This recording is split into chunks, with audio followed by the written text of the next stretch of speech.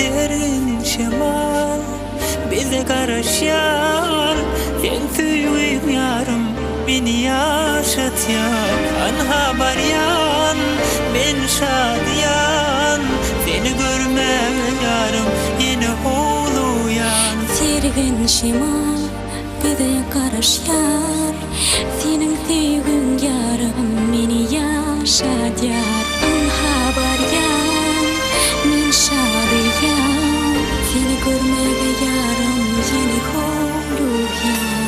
Sana söyleyem diyesim geliyor.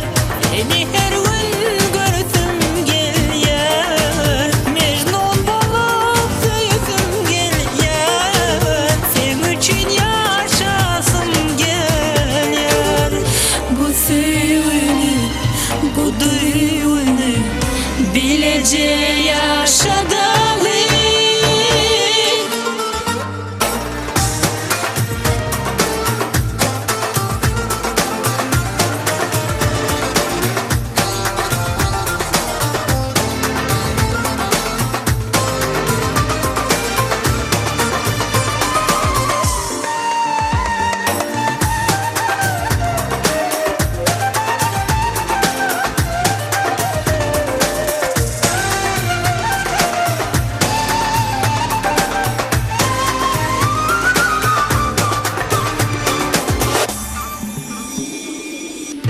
Sevim yar, sana intizar.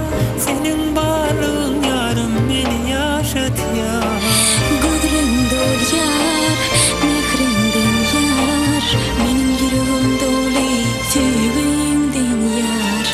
Sana süyen diyesim geliyor. Seni her gün görsüm geliyor.